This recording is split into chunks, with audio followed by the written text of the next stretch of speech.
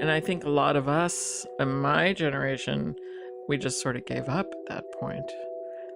Why is that, do you think? Why continue to fight for something that's dead? Mm-hmm. Yeah, so we pretty much just gave up. And then what did you do? It kind of seemed like people put their energy into other causes. Yeah, and there were so many problems. I mean, you know, so many women are in the United States of America are dying from domestic violence. So things like the Violence Against Women Act became so important, you know, and we put our energies into trying to fix the problems, you know, without the benefit of the ERA.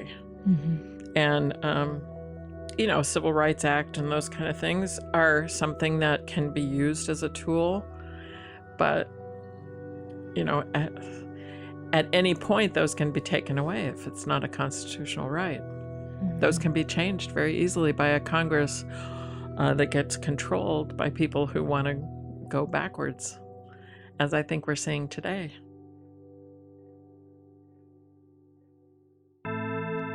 You must remember that when the Constitution was written, that women were regarded as property. The struggle for an equal rights amendment traces back to 1923 when feminist Alice Paul wrote the words that became ERA.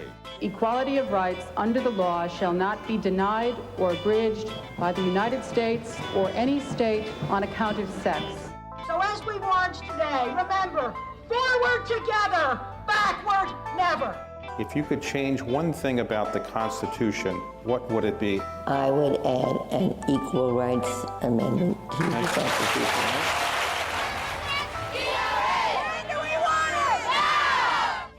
Today, the House of Representatives cleared a hurdle to make the Equal Rights Amendment the 28th Amendment to the Constitution. The House voted to remove a deadline for states to ratify the amendment, which would guarantee women the same legal rights as men.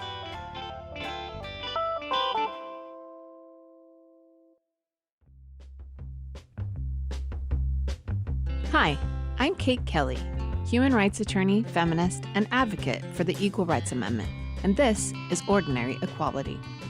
So we've covered that the ERA was killed in 1982, thanks in part to Phyllis Schlafly and her army of conservative women. But feminists didn't just disappear into the ether. As my mom mentioned in the clip at the top of the show, the inequality they were fighting against was still rampant, and the need for action was dire. So what happened next? Today we're talking about the battle for and the creation of what some people call the de facto ERA. It's clear that women's rights have come a long way since the 1960s and 1970s, even without the ERA. We talked in episode 4 about the 2 ways the amendment will help push equality forward. The 2 L's, litigation and legislation. When the ERA failed, feminists worked those 2 paths without it. The result is a patchwork of protections made of court decisions and laws. Let's talk about litigation first. The basic strategy on the litigation side of things was to try to use court decisions to prove that women were already protected in the Constitution under the 14th Amendment. One woman had an outsized role in pushing that strategy forward, the one and only Ruth Bader Ginsburg. In asking the court to declare sex a suspect criterion, amicus urges a position forcibly stated in 1837 by Sarah Grimke, noted abolitionist and advocate of equal rights for men and women. She spoke, not elegantly, but with unmistakable clarity. She said, "I ask no favor for my sex. All I ask of our brethren is that they take their feet off our necks." RBG started her legal career as a student at Harvard Law School. Like my mom, she was in a tiny minority, one of only 9 women in her class. After her husband graduated, she transferred to Columbia Law School and finished there, at the top of her class. RBG has been a consistent supporter of the ERA. In 1973, she wrote an article for the American Bar Association journal called The Need for the Equal Rights Amendment. At the same time, she pursued a parallel strategy. So Ruth Bader Ginsburg was teaching law. She had just moved from Rutgers School of Law to Columbia Law School.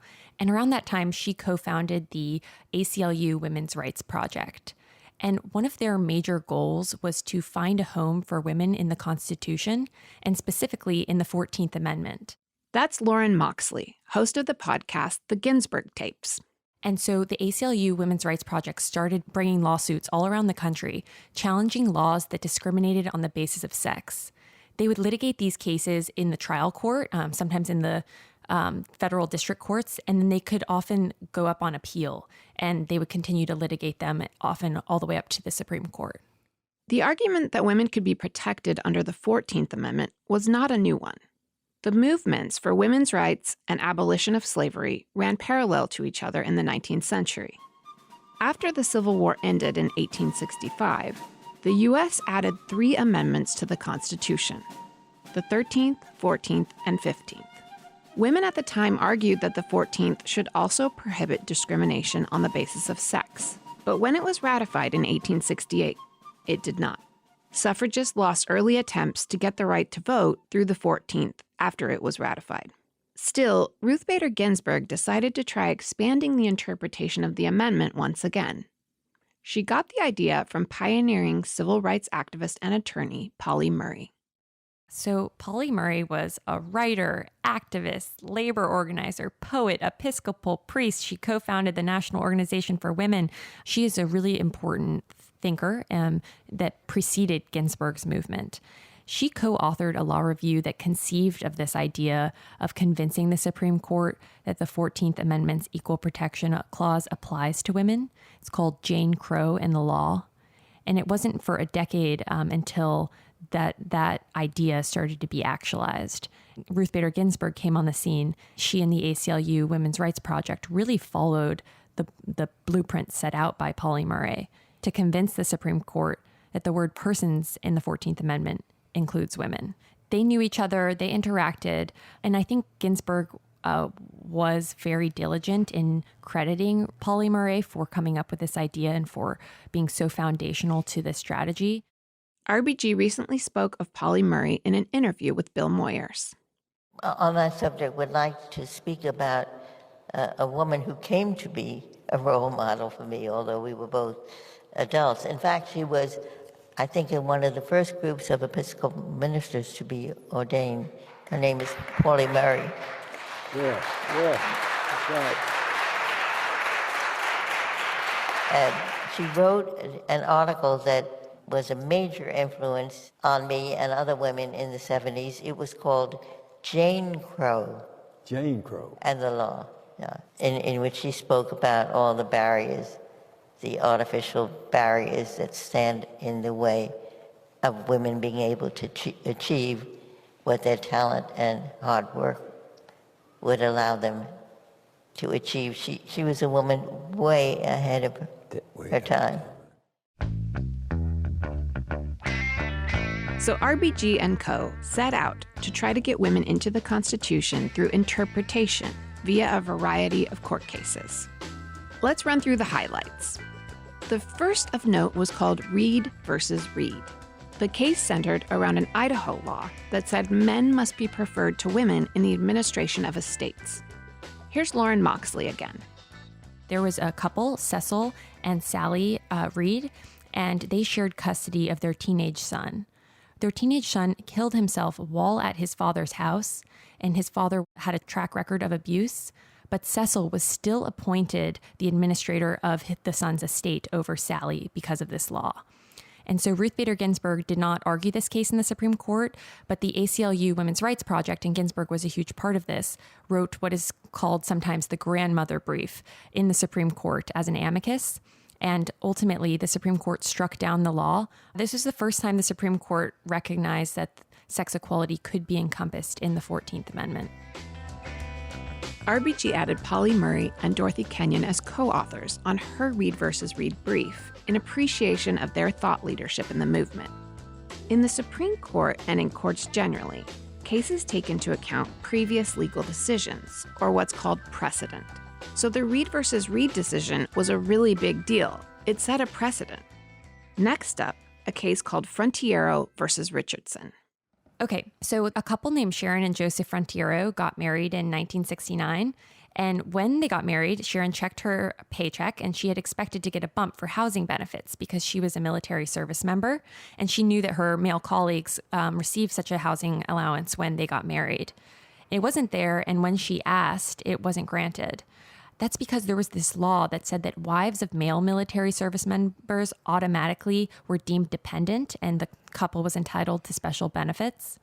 But if the military service member was a woman, she had to prove that her husband depended on her for over half of their support. And so Sharon, as a military service member, received about $8,200 a year in salary. And Joseph, her husband, was a college student, and he only got about $200 a month in veterans benefits, and he received $30 a month for his job working as a night watchman. And that small amount put him over the limit, and they weren't entitled to receive the benefits had they received if the roles were reversed. And so Ginsburg brought this case as an amicus brief in the Supreme Court. An amicus brief basically means that Ginsburg wasn't the couple's lawyer, but she and the ACLU were serving in an advisory capacity on the case.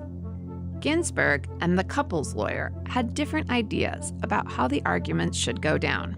The couple's lawyer sought a narrower victory than RBG. So Ginsburg had a different strategy. It was much broader.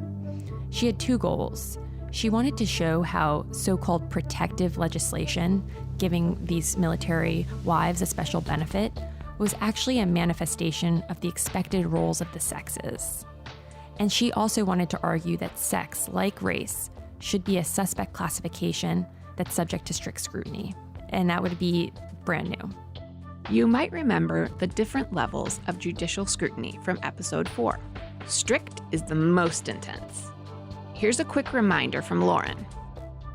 At this time, the Supreme Court had held that certain classifications within the law, when there's a law that distinguishes on the basis of race, national origin, or alienage, those laws would be held to a really high standard called strict scrutiny. And that means that courts would look very closely at these laws to figure out whether they could be constitutional. And it was a really hard test to pass. Ginsburg's goal was for sex to be among that list and for sex to be similarly held to be a suspect classification subject to strict scrutiny. The court struck down the law that distinguished between men and women for the provision of housing allowance in Frontiero versus Richardson in an 8-1 verdict. But only 4 justices signed on to making sex subject to strict scrutiny. That's 1 short of the majority RBG needed. Justice Brennan acknowledged Ginsburg's core argument was that even laws that purport to benefit women by giving them special advantages ultimately hold women back. He wrote, "There can be no doubt that our nation has had a long and unfortunate history of sex discrimination. Traditionally, such discrimination was rationalized by an attitude of romantic paternalism, which in effect puts women not on a pedestal, but in a cage." And Ginsburg relied on this language going forward in her other cases before the Supreme Court, but she never again got this close to 5 votes for strict scrutiny. Frontiero versus Richardson was decided in 1973. The fact it happened in tandem with the rise of the ERA was no accident.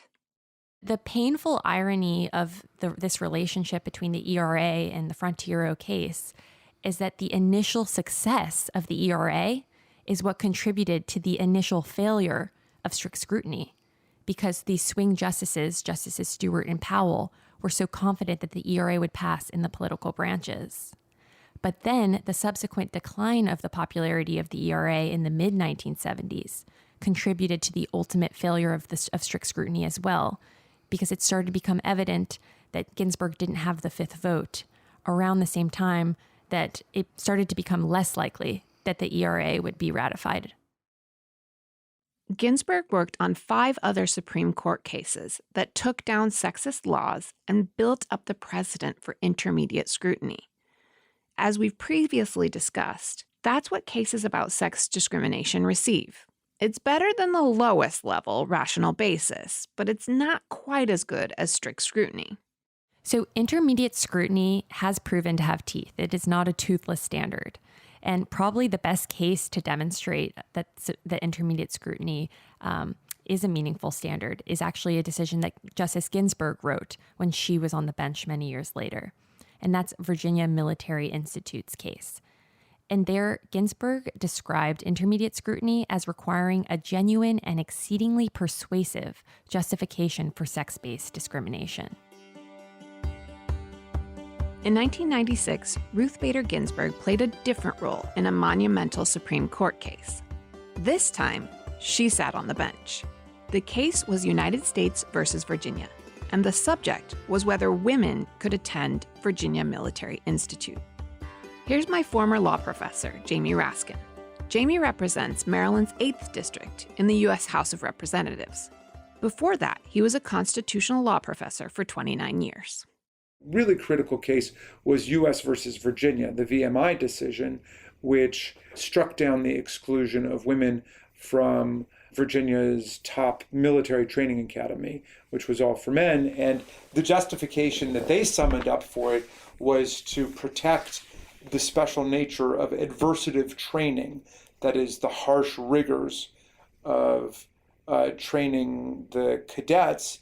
And the court said, well, some men can pass those and some men can't, and some women can pass those and some women can't.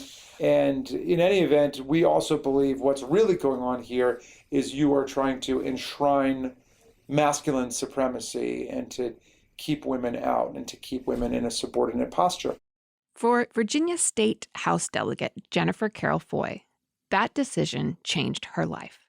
So I decided to go to Virginia Military Institute when I was at Petersburg High School in my JROTC class. And we were watching the Virginia Military Institute decision on TV. And up to that point, I had not known that there were colleges or universities, institutes of higher learning that I could not attend just because I was female. And so the men in the class share sentiments that women should not be allowed to go to military colleges because we are biologically inferior, mentally and physically. And most importantly, we will be distraction to men, so we should not be admitted. And I remember looking at the men in that class and hearing Justice Ginsburg when she said, and I'm paraphrasing, that women can do all things if given the opportunity. And separate is not equal. Because Virginia Military Institute wanted women to go to a all-women's military school and not to VMI. And so the same way that water fountains and segregated schools are not equal, that's not equal either. And so I looked at the men in that room after hearing Justice Ginsburg's words and saying that I'm just as smart and powerful and capable as any man that was in that classroom. And I genuinely believe that because my grandmother told me so. And so after declaring that I was going to go to Virginia Military Institute, my best friend at the time, he walked up to me and he said, well, I was going to go to West Point, but I'm going to go with you to VMI because I want to be there to watch you when you fail. Because although we were friends, I was still female and therefore inferior. So he went to VMI, so did I, and another male in our class. And after many long, arduous years, painful years, out of the other two men that with me to VMI, I was the only one to graduate. RBG's strategy changed the lives of women across the U.S. It was so successful that in the early 2000s, some legal scholars began to argue that since the ERA's defeat, the Supreme Court's interpretations of the 14th Amendment had created a de facto ERA. But judicial opinions are far less permanent than a constitutional amendment. Keep in mind, as recently as 2011, the late Supreme Court Justice Antonin Scalia was clear. He didn't think that the Constitution provides such protection. Certainly, the Constitution does not require sexual discrimination on the basis of sex. The only issue is whether it prohibits it. It doesn't. Nobody ever thought that that's what it meant. Nobody ever voted for that. And while Scalia may have been alone in speaking with such candor in public about this, He's not the only one with that view. Here's Lauren Moxley again.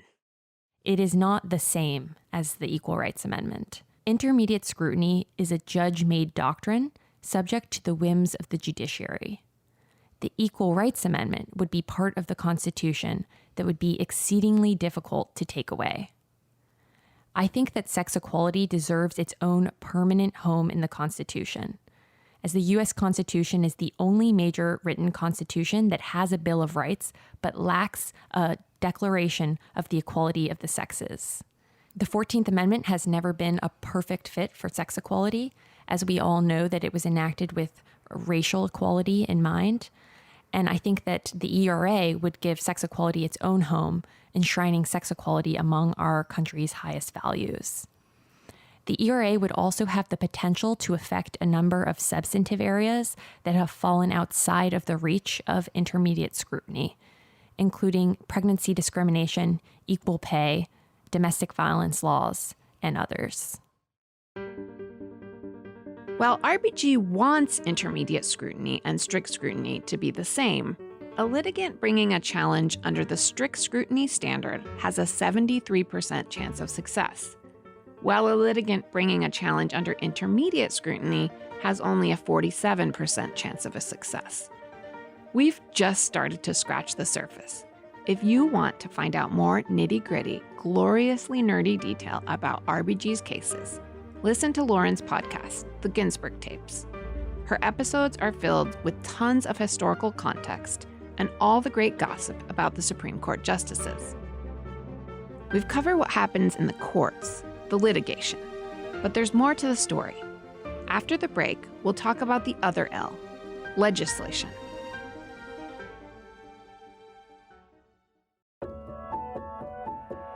Have you ever considered therapy? Do you have a good therapist right now? Is there something that's interfering with your happiness or preventing you from achieving your goals? I think everyone could benefit from having a professional mental health counselor. I know I do. BetterHelp will assess your needs and match you with your own licensed professional therapist. You can start communicating with them in under 24 hours. It's not a crisis line, and it's not self-help.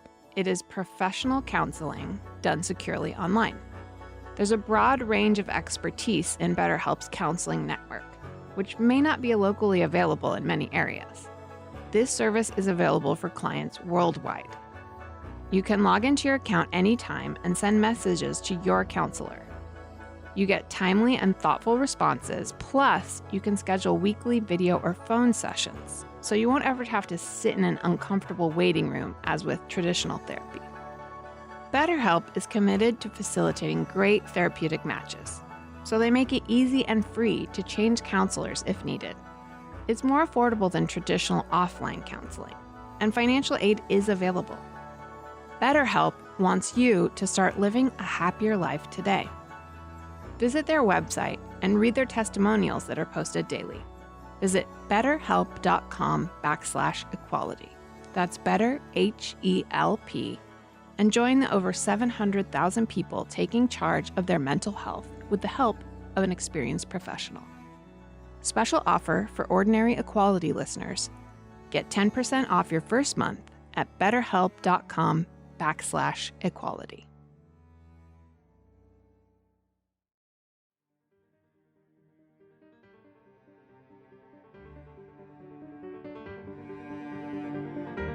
So before, and especially after the ERA failed, feminists pursued litigation and legislation. In other words, in addition to all the action happening over in the judicial branch, Congress passed laws to make things more equitable. So let's run down the legislative roster. First, we have Title VII of the Civil Rights Act of 1964. It prohibits employment discrimination based on race, color, religion, national origin, and sex. The fact that sex made it in there at all is almost a fluke. As you can imagine, many racist Southern legislators weren't into this bill in 1964, and they sought a way to kill it. During the Title VII debate, Virginia Representative Howard Smith introduced a one-word amendment, sex, to the other categories already included. Opponents of Smith's amendment saw it as a prank, intended to expose the limits of liberal egalitarianism, or as a poison pill that would make the bill more difficult to pass. If it was a prank, it backfired. The House accepted by a vote of 168 to 133. It then passed in the Senate and became law in July of that year. Title VII, along with another law, the Equal Pay Act, is what the U.S. women's soccer team, with Megan Rapinoe and all those other heroes, are currently using to sue the U.S. Soccer Federation for $67 million in their equal pay lawsuit. Equal pay! Equal pay!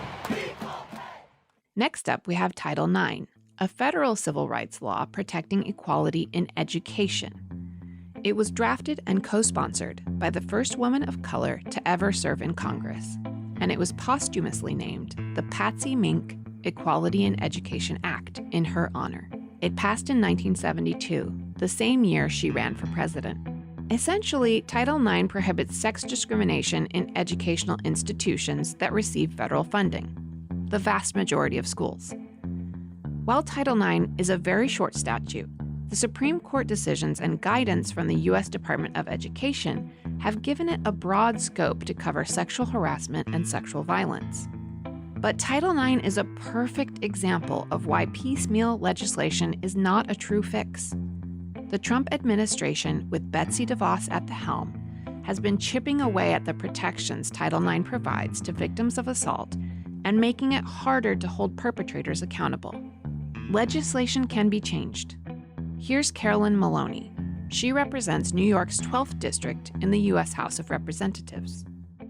And the only way equal is going to be equal is if women are in the Constitution, period. And I would say that in Congress, I spend an incredible amount of time, along with my colleagues, fighting to hold on to what we already achieved.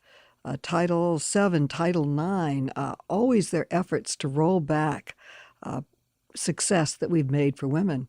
The only way you can stop that is by passing and ratifying the equal rights. And our rights should not be dependent on who's in the White House, who's in charge of Congress, who's on the Supreme Court, who by a whim can roll back rights that we already have. It's a constant fight to hold on to what you have already achieved. I will give you one clear example.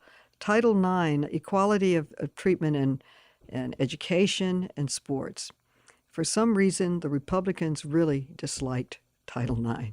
So there were constant attacks on it. There was an attack to the Supreme Court, and they lost. Many attempts to roll it back with legislation, and they lost. And then they finally won with an executive order from President Bush. And this executive order said that educational facilities across this country would not have to adhere to Title IX, providing equality to women in sports, if they handed out a questionnaire and asked the women arriving on campus if they wanted to participate in sports.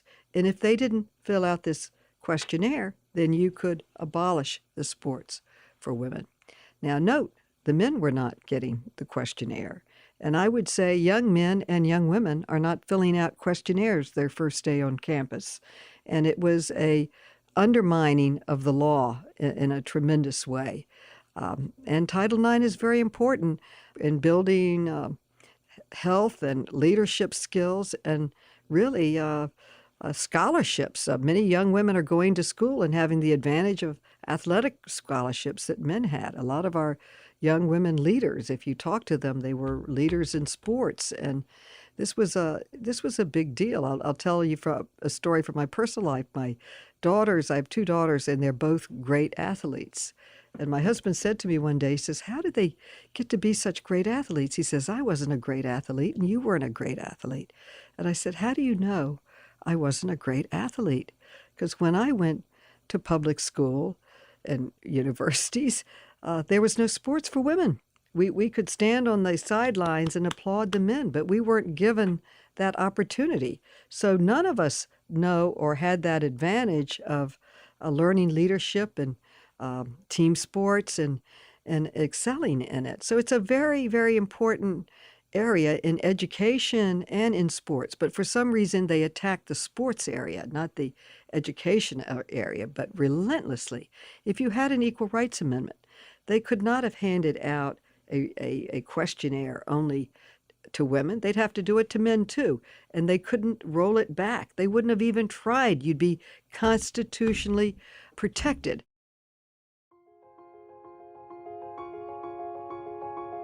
Amendments are much more permanent than laws. An Equal Rights Amendment would be protected from the political whims of individual politicians, judges, and justices. Here's Virginia House Delegate Jennifer Carroll Foy again. I like to remind people that we can have a lot of patchwork laws, but they mean nothing if you don't have a constitutional anchor, in the words of Eileen Davis. So what that means is that you can have the Voting Rights Act, but if you don't have the 15th Amendment, then that's what gives it teeth.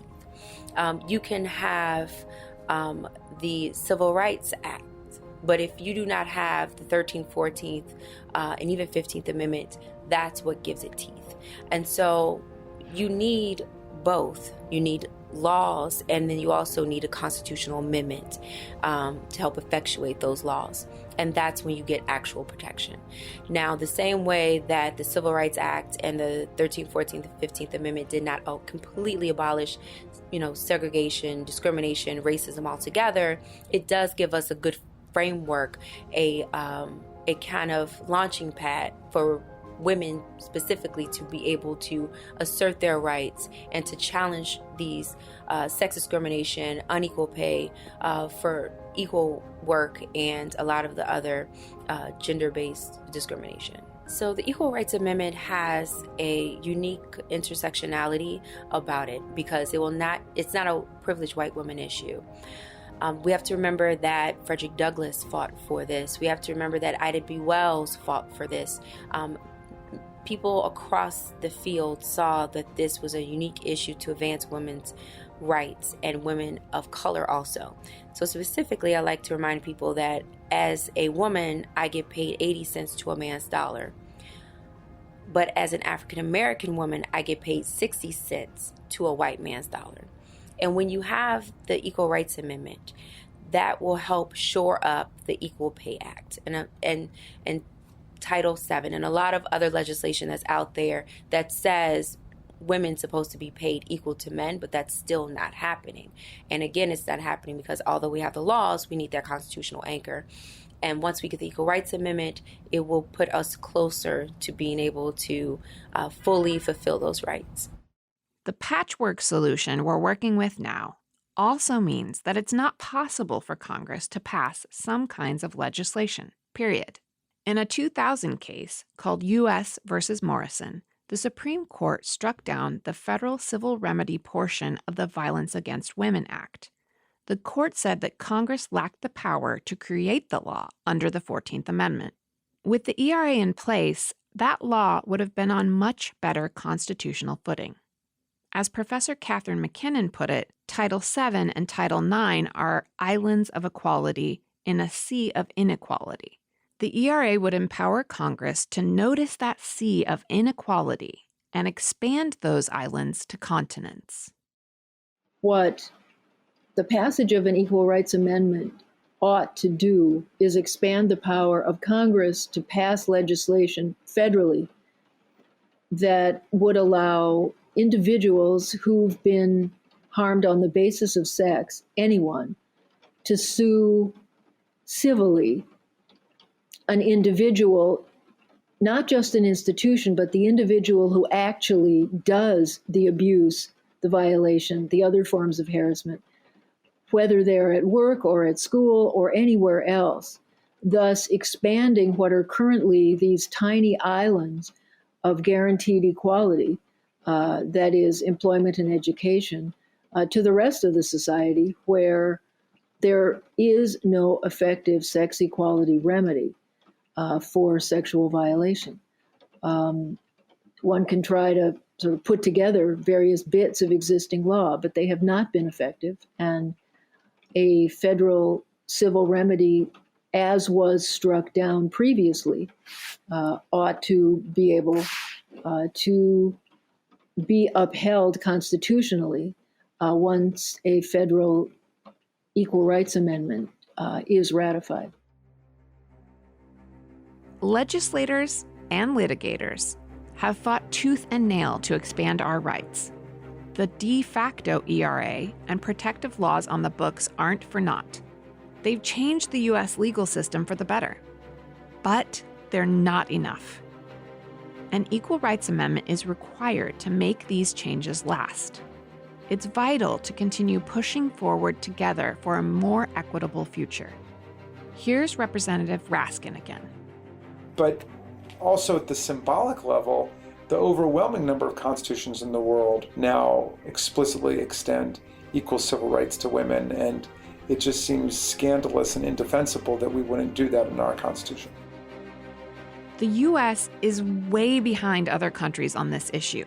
RBG herself said that if she were advising a country on writing a new constitution, she would not recommend basing it on ours. Next time on Ordinary Equality, we're taking a look at where the U.S. Constitution fits in with its global peers.